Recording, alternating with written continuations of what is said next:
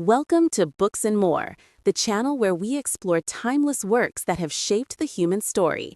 Today, we journey into The History of the Decline and Fall of the Roman Empire by Edward Gibbon, a monumental masterpiece of historical writing. With its sweeping narrative, sharp intellect, and profound reflections on power, virtue, and decay, Gibbon's work remains one of the greatest achievements in literature. Join us as we uncover the rise, the glory, and the eventual collapse of one of the world's most extraordinary civilizations.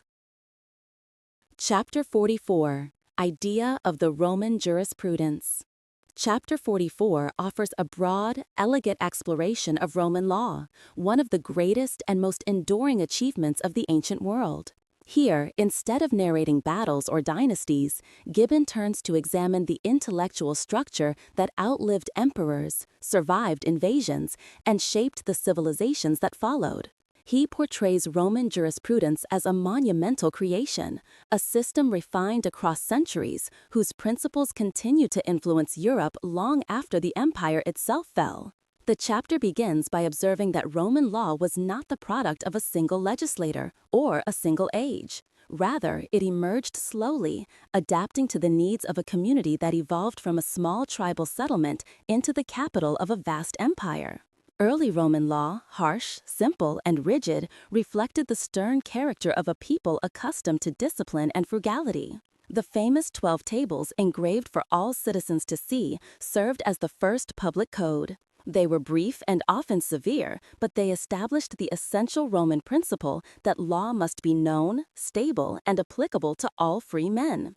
As the Republic matured, its legal system matured with it. The expansion of commerce, the integration of diverse peoples, and the increasing sophistication of civic life demanded a more flexible set of rules. Roman magistrates, especially the praetors, gained the authority to issue annual edicts, guidelines that allowed them to interpret and apply the law more broadly. These edicts became a dynamic supplement to the rigidness of the old statutes. They helped generate the jus gentium, the law of nations, which governed the interactions of Romans with foreigners. Through this mechanism, Roman law absorbed and harmonized legal practices from Greece, Asia Minor, and the Mediterranean world.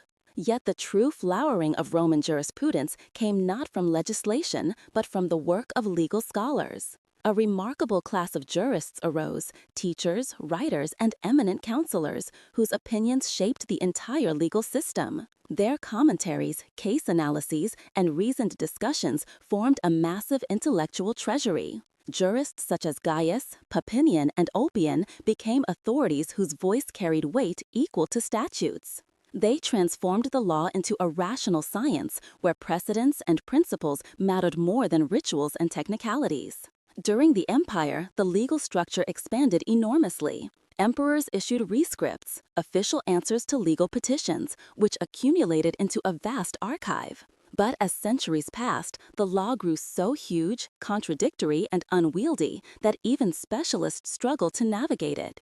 Different emperors contradicted each other. Some laws had fallen into disuse, while others were repeated in slightly altered forms. The need for a comprehensive system of organization became urgent.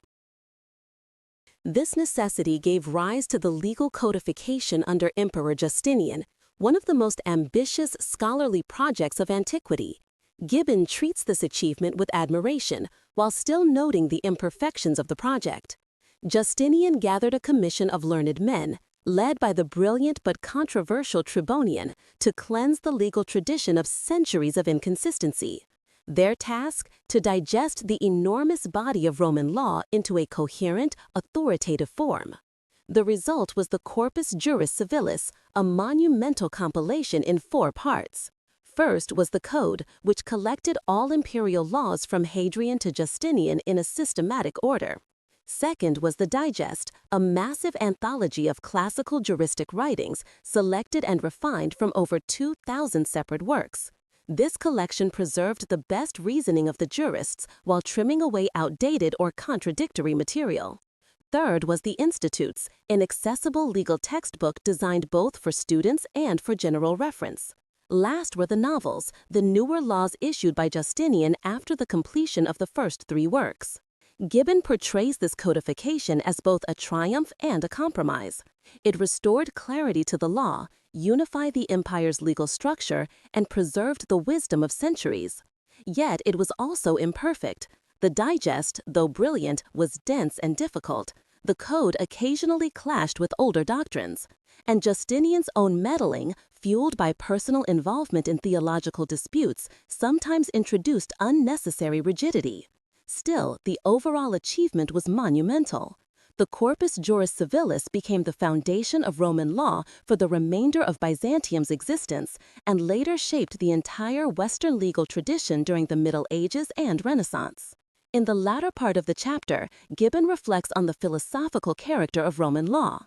He praises its rationality, its respect for property, its attention to contract and obligation, and its insistence on defining legal relationships in clear terms.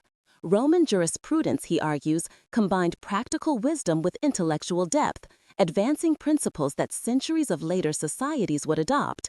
The sanctity of contracts, the importance of private property, structured rules for inheritance, marital rights, and the legal distinction between persons and things. The moral tone of the law also receives attention. Unlike many ancient systems that were rooted in divine commands or aristocratic privilege, Roman law aspired, at least in theory, to treat citizens with impartiality. Though imperfect in practice, it sought to protect individuals from arbitrary power. It recognized rights for women, allowed wills and contractual flexibility, and developed remedies for fraud, coercion, and negligence. This spirit of fairness, Gibbon suggests, became one of the empire's greatest bequests to posterity. As the chapter approaches its conclusion, Gibbon transitions into a broader reflection. The empire's buildings crumbled, its armies fell, and its provinces were torn away, but its legal system endured.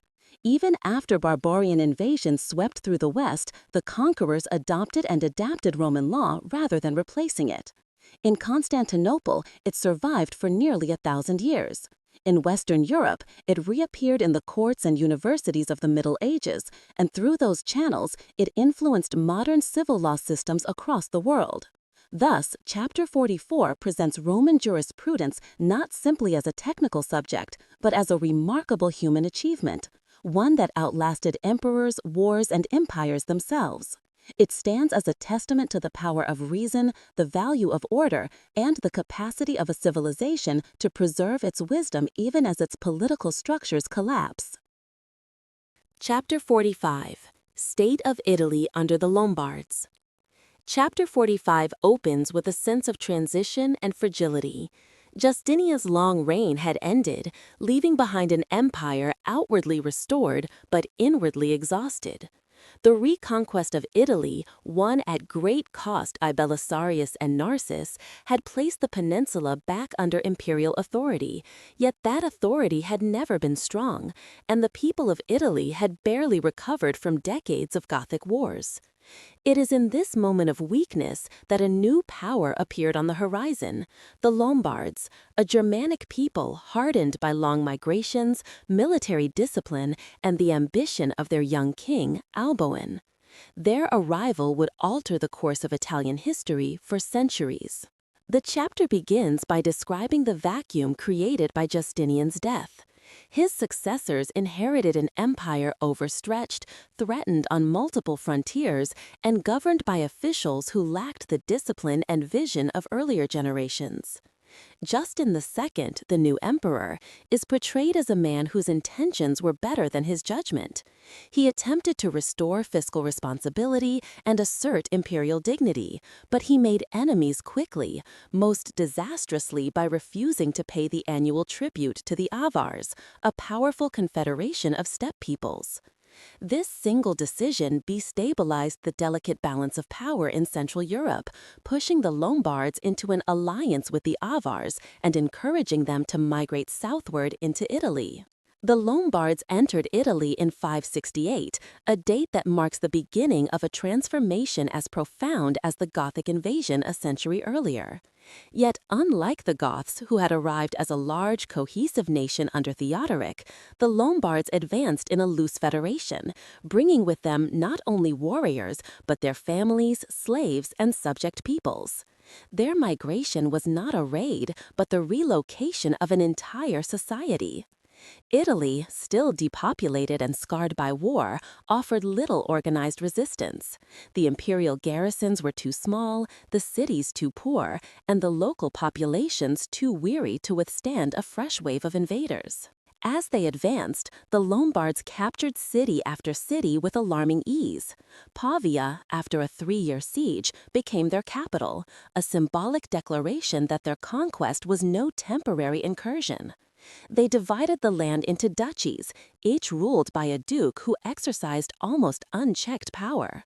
This structure, though useful in maintaining a warrior elite, prevented the formation of a strong central monarchy.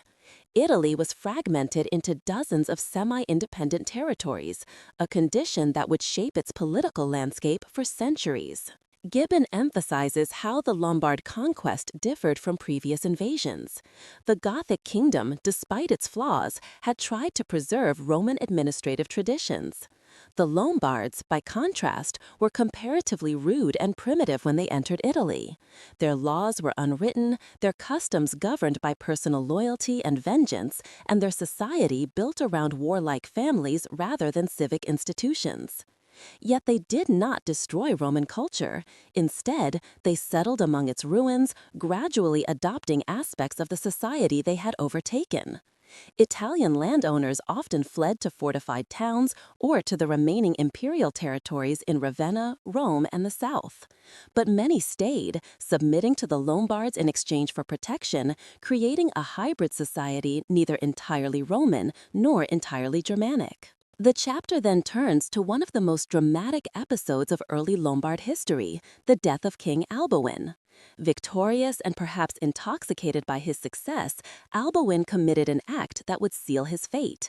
He forced his wife, Rosamund, daughter of a Gepid king he had defeated, to drink from her father's skull fashioned into a drinking cup. The humiliation bred a deep, festering hatred.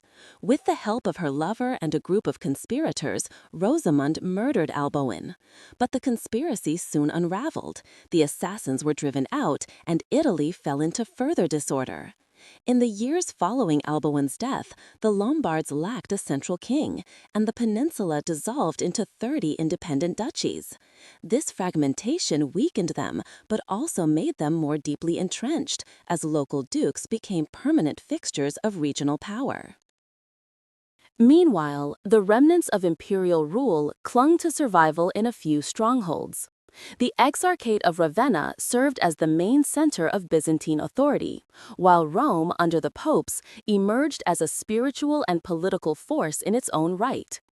The Byzantine administration attempted to hold Italy together, but its resources were limited. Faraway emperors in Constantinople saw Italy less as a priority than as a financial burden.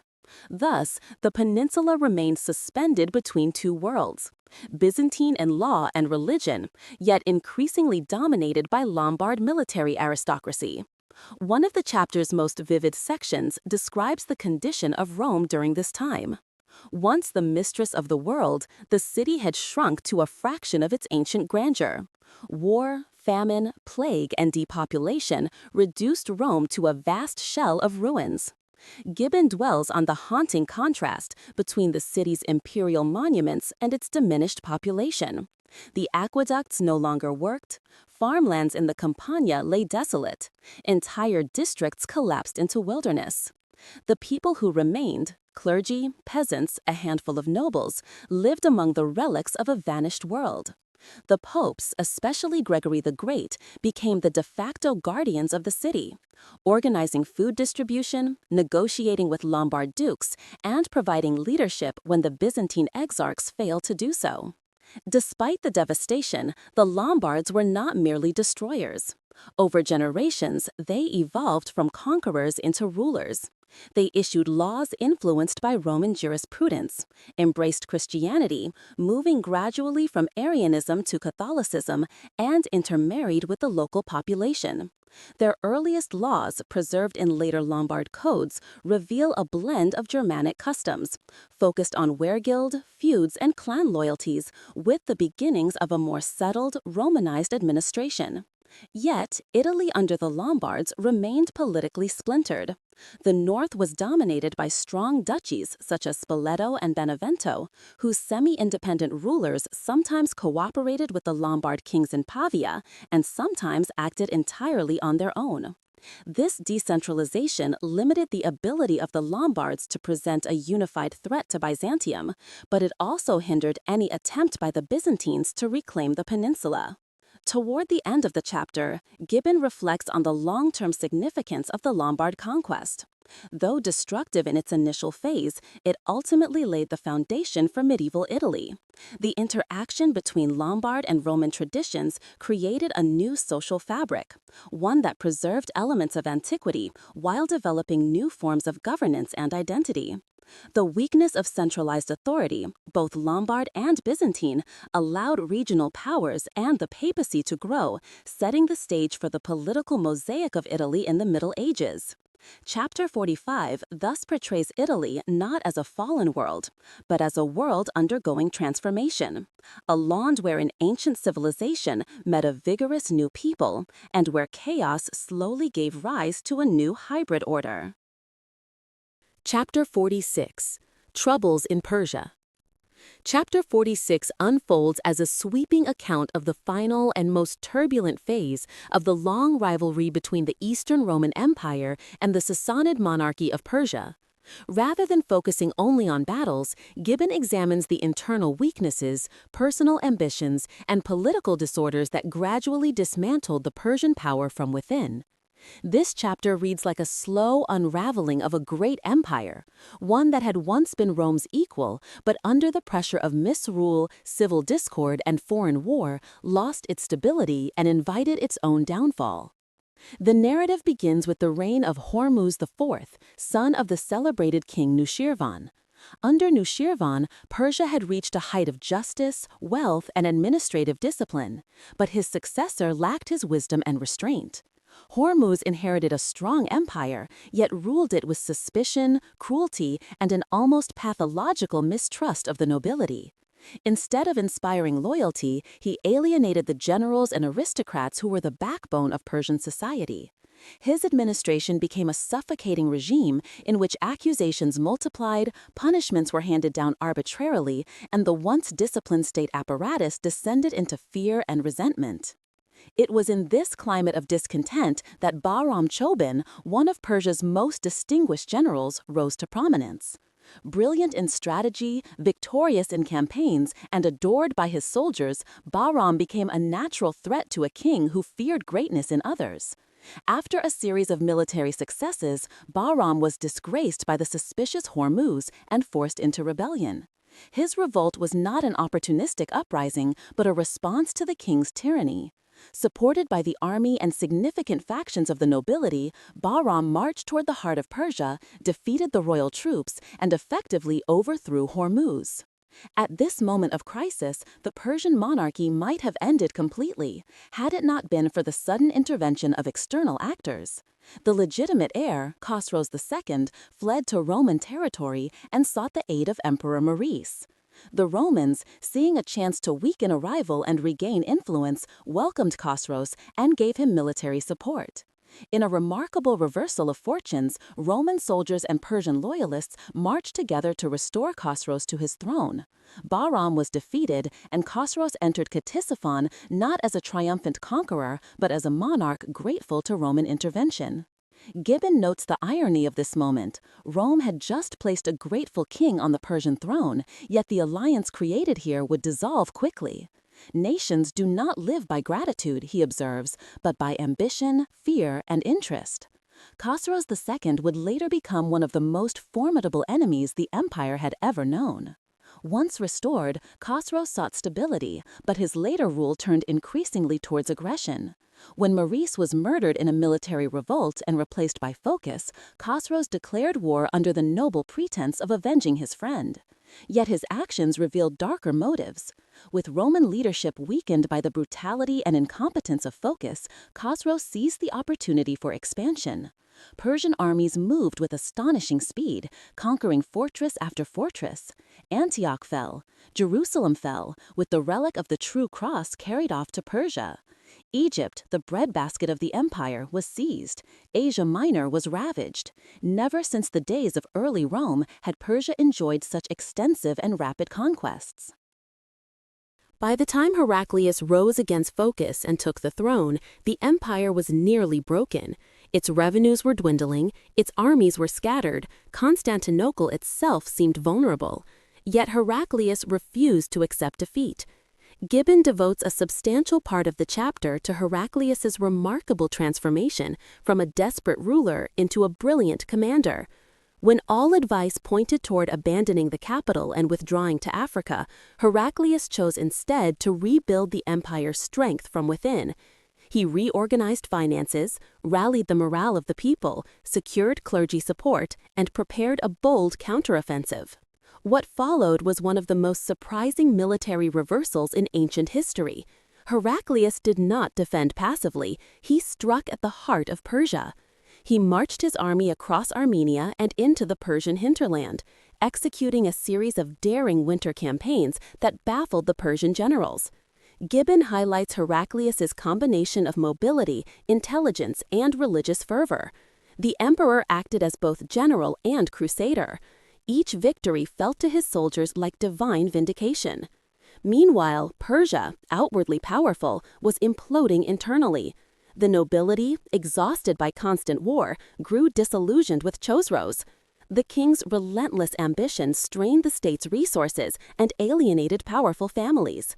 By the time Heraclius won his decisive victories, the foundations of Chosroes' rule were already crumbling. A plot formed within the palace, and Chosroes was overthrown by his own son, Sarais, who imprisoned and then executed him.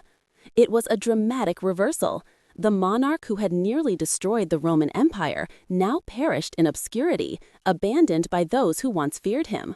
With Chosroes dead, Persia collapsed into chaos. 9 kings rose and fell in just 4 years, a devastating demonstration of how internal disorder can destroy an empire faster than foreign invasion. During this period, Heraclius compelled Persia to accept peace, restoring the borders to their former lines and retrieving the true cross for return to Jerusalem. It was a triumphant close to a brutal war. Yet Gibbon, with his characteristic sense of irony, does not allow the reader to dwell solely on the glory. He emphasizes that the war, though won by the Romans, left both empires drained. Persia was shattered by civil war. Rome was exhausted by taxation, plague, and depopulation. The rivalry that had dominated the Near East for centuries ended not with the clear victory of one side, but with the weakening of both.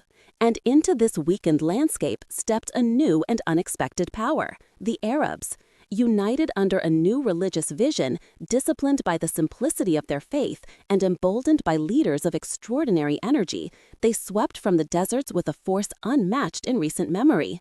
Both Persia and Rome, depleted and distracted, were unable to resist. Persia would fall entirely. Rome would lose Syria, Palestine, and Egypt. Thus, the great war between Chosroes and Heraclius, so monumental in its scale and human cost, proved, in hindsight, to be the final struggle of an old world. Chapter 46 closes with this reflection. While nations often fall to external enemies, their ruin is usually prepared from within. The troubles in Persia, tyranny, betrayal, reckless ambition, and civil discord had already hollowed out the state long before the final blow arrived.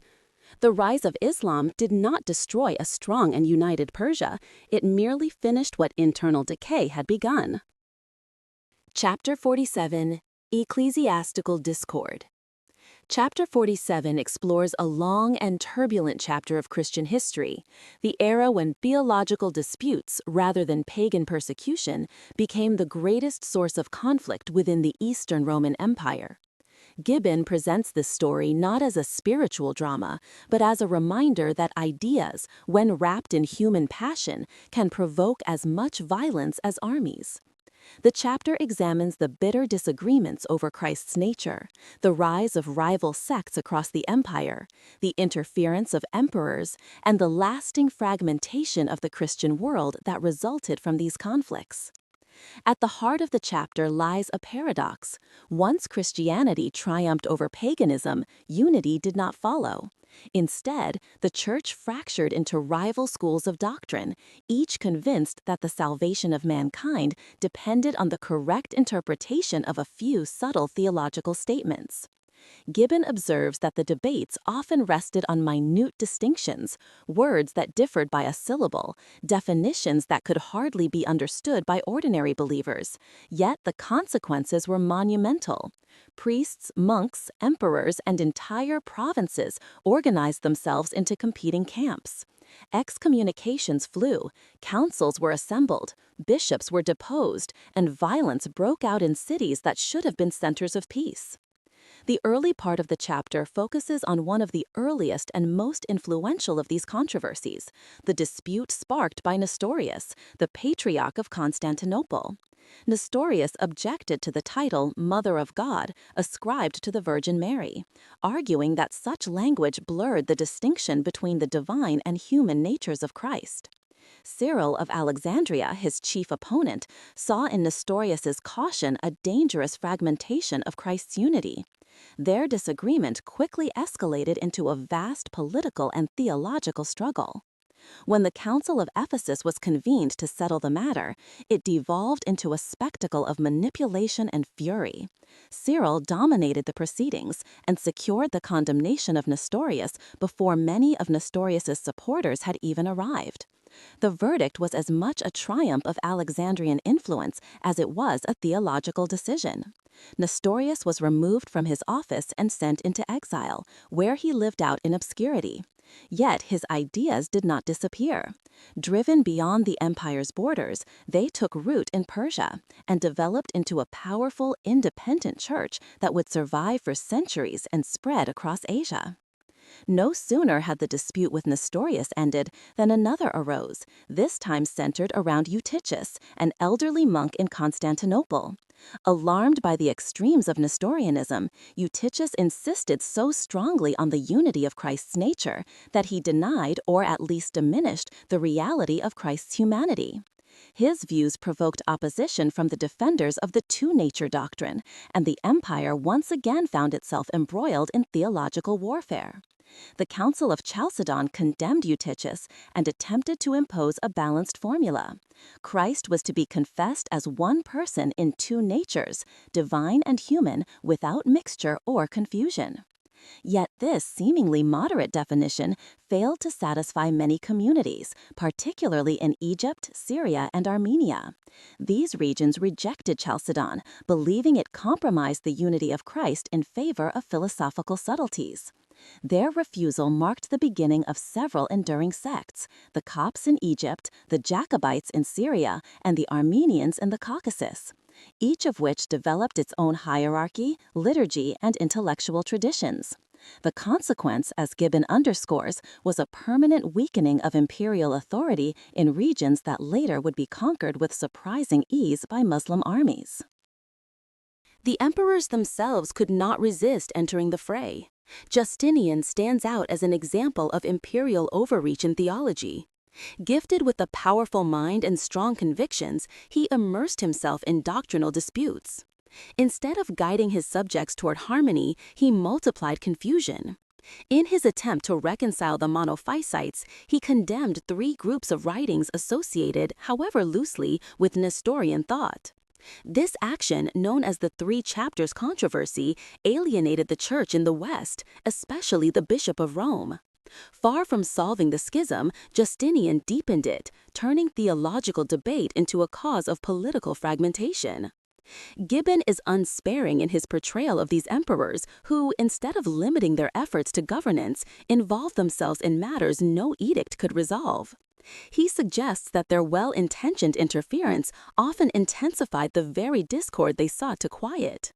Councils convened under imperial authority sometimes deteriorated into scenes of intimidation and disorder. Theological positions were enforced with state power, leading to banishments, imprisonments, and civil unrest. Through these stories, Gibbon paints a picture of an empire worn down not by external threats, but by arguments that consumed its energy while offering little benefit to society. The chapter then shifts to the regions where doctrinal dissent turned into enduring religious identity. In Persia, the Nestorian church flourished precisely because it lay outside the reach of Byzantium. Protected by the Persian kings, the Nestorians established schools, translated texts, and developed a sophisticated theological tradition. They became influential missionaries, traveling eastward and spreading Christianity as far as China and India. Gibbon recognizes this as one of the rare success stories born from ecclesiastical discord. In Syria and Egypt, however, the story is more tragic. The monophysite communities held fast to their beliefs despite sustained persecution. Their bishops, clergy, and monastic communities became centers of defiance against imperial pressure. Gibbon emphasizes that this alienation had profound political consequences. When Arab armies arrived in the 7th century, the monophysites, long estranged from Constantinople, offered little resistance, seeing the newcomers as a relief from doctrinal oppression. Thus, theological disputes helped open the door to the Islamic conquests that would reshape the entire Near East. By the end of the chapter, Gibbon reflects on the irony that Christianity, meant to inspire peace and unity, became in this era a source of conflict so deep that it fractured an empire. He does not deny the sincerity of the participants, but he highlights the disproportion between the subtlety of the issues debated and the violence they generated. The attempt to define divine mysteries with human precision, he argues, invited endless disagreement. More importantly, it distracted leaders from the practical challenges facing the empire: financial weakness, military threats, and the need for administrative reform. The empire that emerged from these controversies was deeply divided, spiritually anxious, and politically vulnerable. Thus, Chapter 47 stands as both a narrative of religious history and a cautionary tale. It shows how ideas, when elevated above moderation and charity, can become instruments of discord. The Eastern Empire survived the doctrinal storms of the 5th and 6th centuries, but it emerged weakened, fragmented, and less capable of resisting the external forces that would soon reshape its destiny.